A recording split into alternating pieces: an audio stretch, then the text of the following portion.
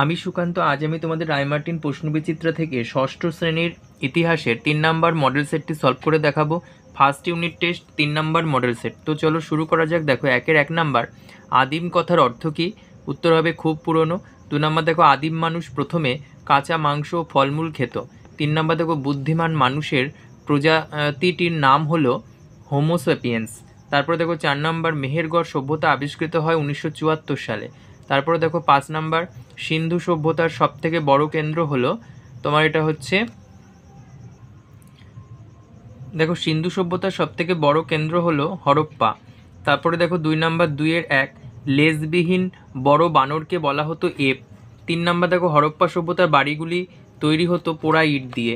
3 number দেখো, উত্তরপ্রদেশের dash দুদিকে ধারওয়ালা ছুরি পাওয়া যেত। উত্তরপ্রদেশের সরাই নহর রাইতে দুদিকে ধারওয়ালা ছুরি পাওয়া যেত। তারপরে দেখো 4 নম্বর, হরপ্পা সভ্যতা ড্যাশ যুগের সভ্যতা, এটা হবে প্রায় ইতিহাস যুগের সভ্যতা। তারপরে দেখো 3-1 নাম্বার, ভীমবেটকা কোথায় অবস্থিত? এটা হবে মধ্যপ্রদেশের ভোপাল। 2 নম্বর, হুন্সগি উপত্যকা কোথায় অবস্থিত? কর্ণাটকের গুলবর্গায়। তারপরে দেখো হরপ্পা সভ্যতা কে আবিষ্কার করেন? উত্তর হবে দয়ারাম সাহানি। তারপরে দেখো 4-1 নাম্বার, দাবানল কি? 20 পেজে 17 নাম্বার কোশ্চেন দেখো, দাবানল এখান থেকে পড়বে। তারপর দেখো 3 নাম্বার, সিটাডেল কি? 42 পেজের 28 নাম্বার কোশ্চেন দেখো, সিটাডেল কি? এখান থেকে পড়বে। তারপর দেখো 5-1 নাম্বার, আগুন জ্বালাতে শেখার পর আদিম মানুষের কি কি সুবিধা হয়েছিল?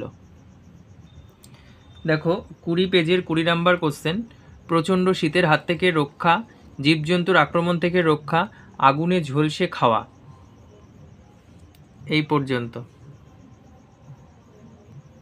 তারপরে দেখো 2 নাম্বার, হরপ্পা সভ্যতার পতনের কারণগুলি লেখো।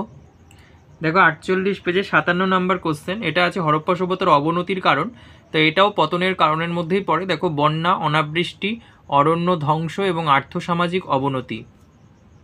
এদিকে দেখো অন্তিম নিধন তত্ত্ব দেখে নাও, এই পর্যন্ত।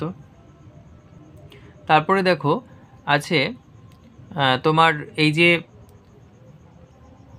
আচ্ছা, দুটো কোশ্চেনেরই অথবাগুলো একটু বলে দিই। দেখো 1-এর অথবায় আছে আদিম মানুষ যাযাবর ছিল কেন। দেখো 21 পেজের 25 নাম্বার কোশ্চেন, এখান থেকে পড়বে। যাযাবর জীবনযাপনের কারণ খাদ্য সংগ্রহ, শিকার ও ফলমূল জোগাড়। আর 2-এর অথবায় দেখো হরপ্পার ধর্ম সম্পর্কে যাজানো লেখো। 47 পেজের 55 নাম্বার কোশ্চেন দেখো, মূর্তি পূজা, মাতৃমূর্তি পূজা, যোগী মূর্তি পূজা। তারপরে দেখো পশু মূর্তি পূজা। তারপরে দেখো 6-1 নাম্বার, আদিম মানুষের জীবনযাত্রার মান ধীরে ধীরে কিভাবে উন্নত হয়েছিল। দেখো পেজ নাম্বার 15 পেজে পেয়ে যাবে 6 নাম্বার কোশ্চেন, আদিম মানুষ কিভাবে যাযাবর জীবন থেকে স্থায়ী বসতি স্থাপনের জীবনে প্রবেশ করে। এখানকার অ্যান্সারটা বললেই হবে। দেখো দেখে নাও। তারপরে দেখো পাথর দিয়ে ঘর তৈরি, এই পর্যন্ত বলবে। তারপর দেখো 2 নাম্বার 6-2, সিন্ধু সভ্যতার মানুষদের সামাজিক জীবন ও অর্থনৈতিক জীবনের বৈশিষ্ট্য আলোচনা করো।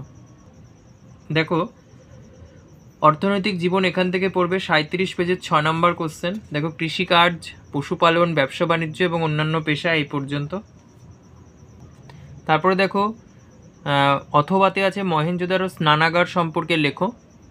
পাঠ্য বইয়ের 36 পেজে পেয়ে যাবে। দেখো মহেঞ্জোদারো স্নানাগার এখান থেকে পড়বে, দেখে নাও, এই পর্যন্ত।